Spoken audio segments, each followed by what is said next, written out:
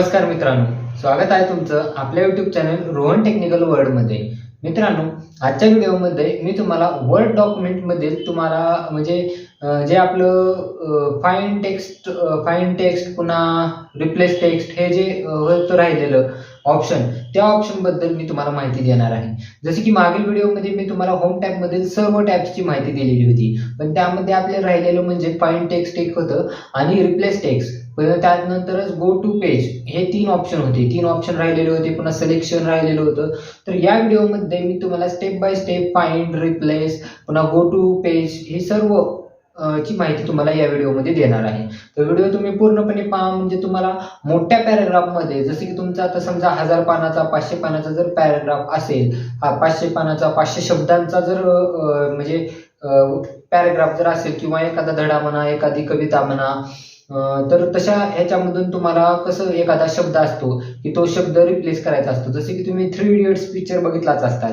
3 idiots पिक्चरमध्ये तुम्हाला माहितीच आहे की त्यामध्ये कसं ते म्हणजे हिरो जो असतो तो हिरो ते एखादा शब्द चेंज करतो, शब्दाला शब्द चेंज करून तो फाइंड, रिप्लेस या ऑप्शनचाच वापर करतो. ते या व्हिडिओमध्ये मी तुम्हाला तोच ऑप्शन सांगणार आहे. जसे की तुम्ही फाइंड आणि रिप्लेस ऑप्शनचा वापर करून तुमचं एकदम म्हणजे घंटाभराचं काम तुम्ही 2 मिनिटांमध्ये कसं कराल. घंटाभर आता प्रत्येक शब्द जर तुम्हाला जर रिप्लेस जर करायचा म्हणला, प्रत्येक शब्द शोधायचा जर म्हणला, तर तुम्हाला एक ना एक रेख तुम्हाला शोधावी लागेल, बघावी लागेल, वाचावी लागेल आणि त्यानंतर ते एडिट करावे लागेल. पण पूर्ण पीडीएफ मध्ये तुमचं आता 100 पानाचं जर पीडीएफ आहे, तर तेवढे पानं चाळणं, तेवढ्या लाईनी बघणं हे शक्य नाही. याला तुम्हाला 2-3 दिवसाचा वेळ लागेल. तर हे फक्त आपण 1-2 मिनिटांमध्ये करणार आहोत. कसं तर तुम्ही ट्रिक मध्ये बघू शकता की आपण फाइंड आणि रिप्लेसचा वापर कसा करणार आहोत. मित्रांनो, आता आपण आपले डेस्कटॉप स्क्रीन जे आहे त्याला रिफ्रेश करून घेऊया. डेस्कटॉप स्क्रीन रिफ्रेश केल्यानंतर आपल्याला वर्ड डॉक्युमेंट जे आहे ते ओपन करायचं आहे. आपलं मी स्क्रीनवरच ठेवलेलं होतं वर्ड डॉक्युमेंट, मी ते ओपन केलेलं आहे. यामध्ये तुम्ही बघू शकता मी खूप मोठा पॅराग्राफ घेतलेला आहे. तर पॅराग्राफमध्ये मी तुम्हाला ह्या लाईनचे जे सर्व काय ऑप्शन आहेत त्यांची तर माहिती दिलेली होती. यामध्ये राहिलेली माहिती होती तुम्हाला फाइंड, रिप्लेस, सिलेक्ट याची माहिती द्यायची राहिलेली होती होम टॅबमधील. तर आता मी तुम्हाला यामधील सिलेक्टची माहिती देतो. सिलेक्ट ऑल जर केलं तर आपल्याला आपला जो काही म्हणजे मॅटर जो आहे टाईप केलेला तो सगळा सिलेक्ट होणार आहे आणि यामधूनच आपण डिसिलेक्टसुद्धा करू शकतो. सिलेक्ट ऑप्शनला वर्क केल्यानंतर जेवढं काय आपल्याला सिलेक्ट करायचं आहे तो पूर्ण जो पॅराग्राफ आहे तो पॅराग्राफ पूर्णपणे सिलेक्ट होऊन जाईल. आता यामध्ये सिलेक्टच्या नंतर म्हणजे सिलेक्टचं तेवढं काही हे नाही. सिलेक्टचं दुसरं पण ऑप्शन आपल्याला फक्त ऑल सिलेक्ट करण्यासाठीच आहे.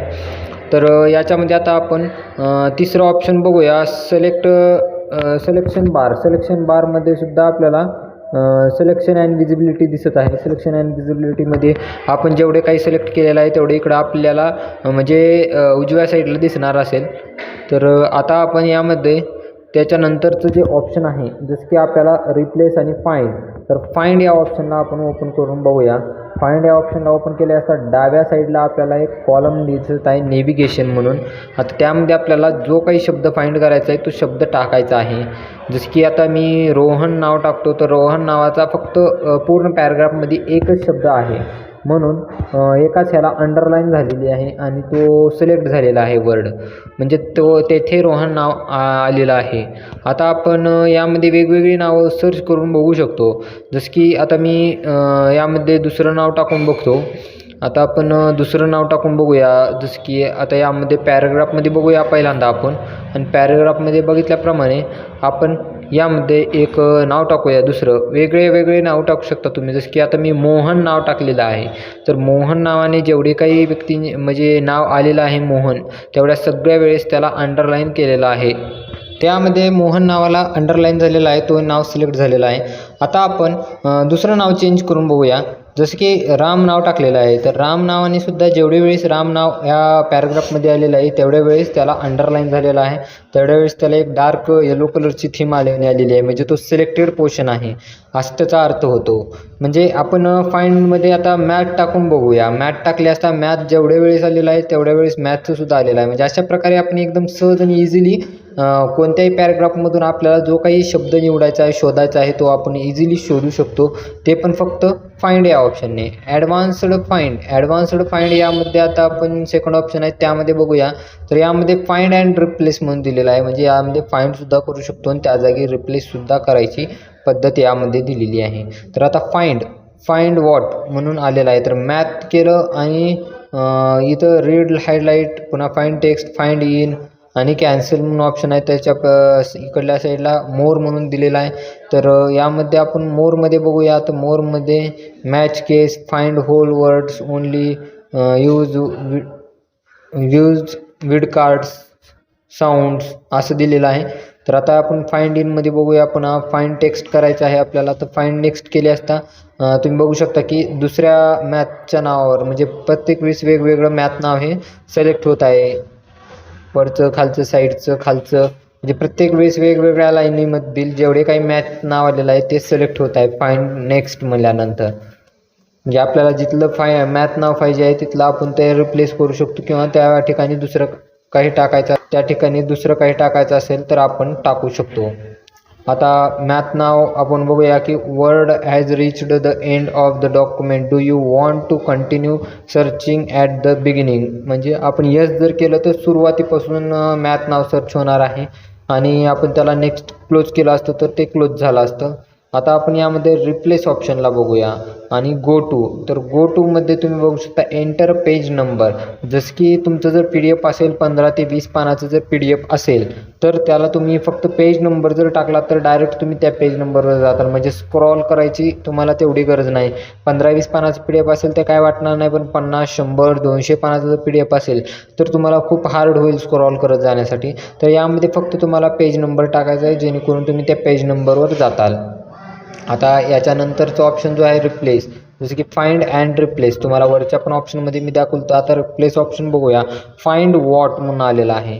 तर आता आपल्याला यामध्ये फाइंड वॉटच्या ठिकाणी आपल्याला जे काही शब्द निवडायचा आहे तो शब्द टाकायचा आहे. जसं की आता मी मोहन टाकलेला आहे. मोहन टाकल्यानंतर त्यामध्ये आता रिप्लेस विथ मोहन हा शब्द कुणाशी रिप्लेस करायचा आहे, तर म्हणजे कोणत्या नावाशी रिप्लेस करायचा आहे.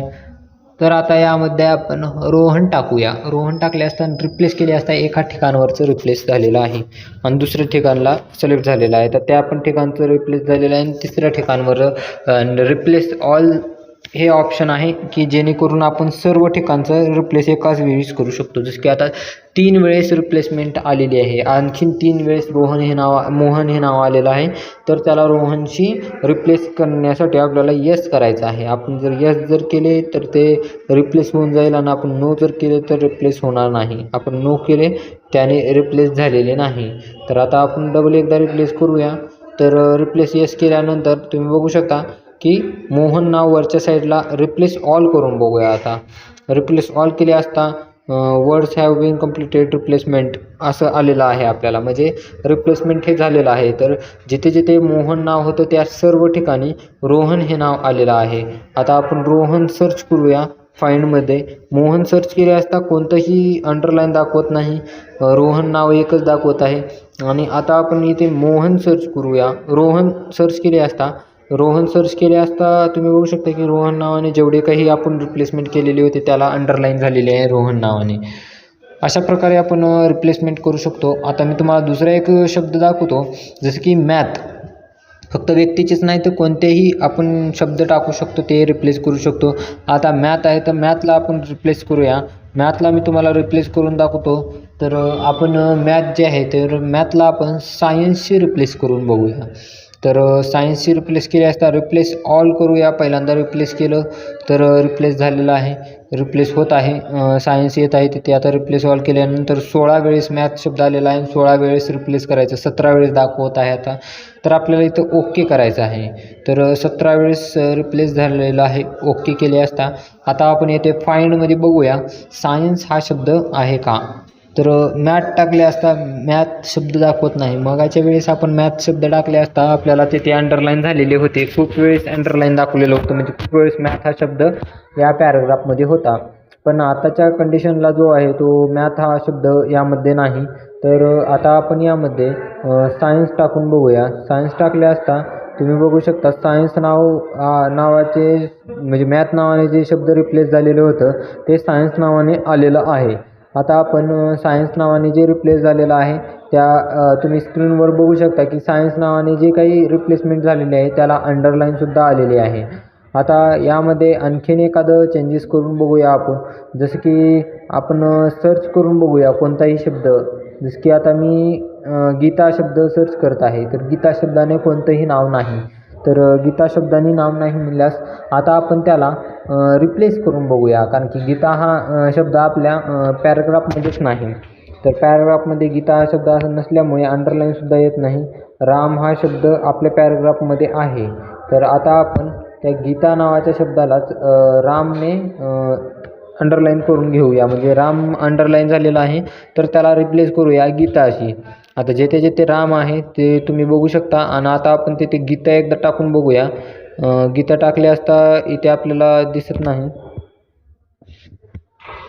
गीता दिसत नाही. तर आता आपण रामच्या ठिकाणी फाइंडला राम ठेवलेला आहे आणि रिप्लेस विथला गीता केलेला आहे. रिप्लेस विथ गीता केल्यानंतर आपण रिप्लेस ऑल करूया. रिप्लेस ऑल केल्यानंतर 4 वेळेस आलेला आहे. तर ओके येस केल्यानंतर आपल्याला दिसून येईल की 4 वेळेस जे आहे ते रिप्लेस होऊन जाणार आहे. हो, आता 8 वेळेस दाखवलेला आहे. तर ओके करायचं आहे आपल्याला. तर ओके केले असता जेवढे वेळेस राम नाव आलेलं आहे त्या ठिकाणी गीता नाव येणार आहे. ओके केले असता सबमिट होऊन जाईल आणि क्लोज करायचं आहे.